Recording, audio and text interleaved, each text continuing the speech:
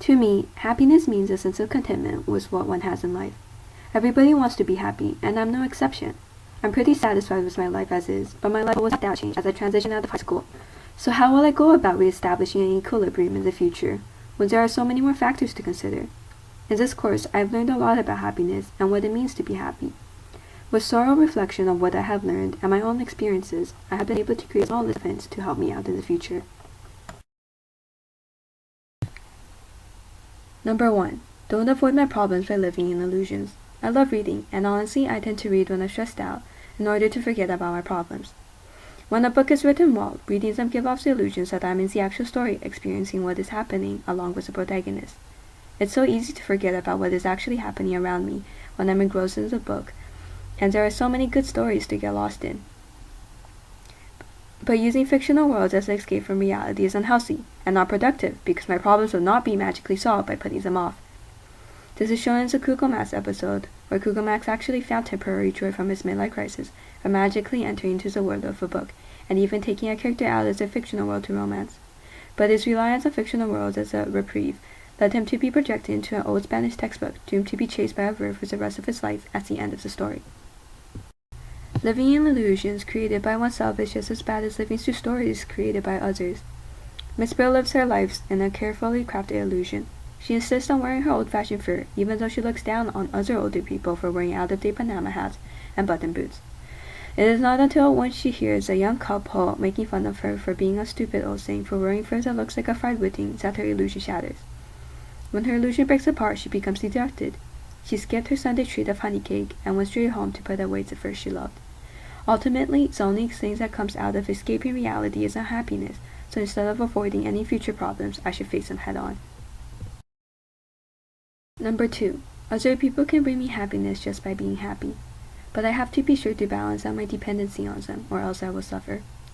Personally, a lot of my happiness takes a root in the happiness of others. I realized that after reading the last sentence of the story, a word from the nearly distant past. The narrators urge the readers to make a change in the world. I noticed that I've been finding joy by making change in the smallest of forms by making my friends laugh through jokes and dramatic retellings of weird experiences in my life.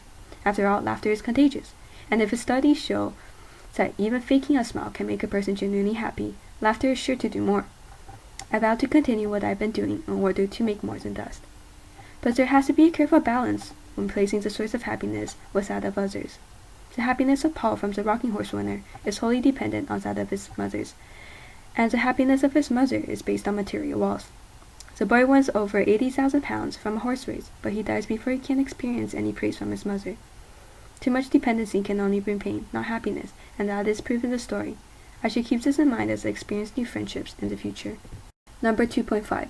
I know that I said other people can bring one happiness, but happiness at their expense is not worth it. I disagree when Huxley states that the principal function of a friend is to suffer in a milder and symbolic form the punishments that we should like but are unable to inflict upon our enemies. If I hurt my friends trying to make myself happy, I shouldn't even consider myself their friends. And no less, happiness for the citizens is dependent on a child's abominable misery. If my happiness is dependent on someone else's sufferings, I don't want that happiness. I cannot find any words to explain it, but to me, happiness that stems from pain is not true happiness. Number 3. Create multiple smaller goals in life to strive towards. Lenny, George, and Candy share the same goal of buying a farm and living off the fat of the land. This goal resulted from the hopes that if they don't have to worry about money, they will be happy. However, when any possibility of this goal coming true is erased, Candy becomes dejected, as that hope was the only thing that was keeping him going. In a Socratic seminar, somebody suggested that instead of creating one big goal, we should create multiple smaller and more easily achievable ones. That way, we will still get the satisfaction of working through goals, and if one of them becomes impossible, there are still others to rely on. The process of working through goals can bring satisfaction, and completing them can bring a sense of achievement that often transforms into happiness. Last but not least, number 4. I should follow my dreams. In Brave New World, a controller tells the students that the secret of happiness and virtue is liking what you've got to do. I defined what you've got to do as an occupation. As soon as I heard that quote, I was reminded of an old lady I met in Greece. She told me that even though she had to wake up every day at the break of dawn every single day to go to work, she was happy because she was doing something that she loved. She said that she was able to wake up every day and feel contented even with the pain in her back because she loves her job. My dream is similar to the life she currently leads, to be able to find joy in the simplest act of waking up, because waking up will mean doing something that brought me more happiness and the comfort of sleep.